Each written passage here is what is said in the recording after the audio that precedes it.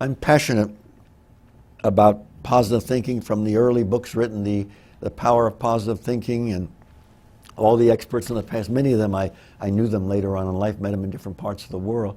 But I apply it because if you study any of the writings and the teachings of positive thinking, you have to have a goal in your mind, otherwise you're thinking blindly.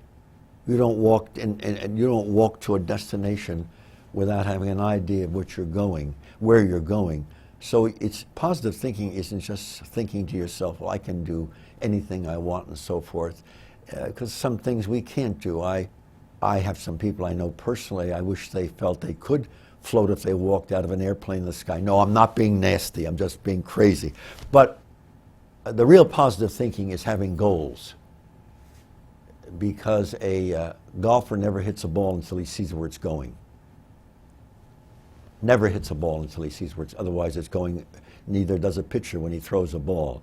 So we have to have in our lives some direction, and we have to think with a positiveness that we're going to take advantage of all the opportunities that lead to that direction.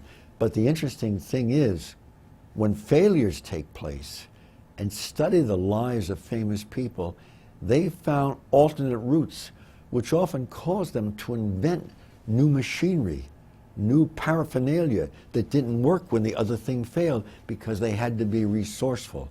The same as you are in a war, or when you're playing a game in which you're playing against a team and something goes wrong. It's the same. Life is really a game. So you have to have a flexibility.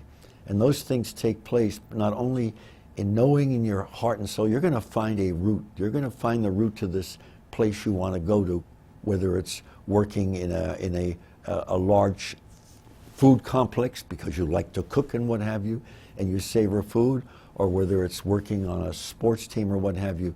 But you also have to figure, you know, if this thing doesn't happen, maybe there's something in the background there that I didn't notice that I could take advantage of.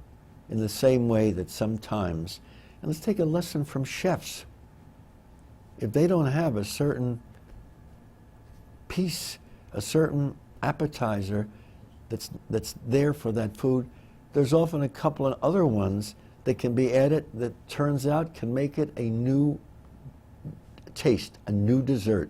And that's the way you have to think about life, as a meal that you're adding to.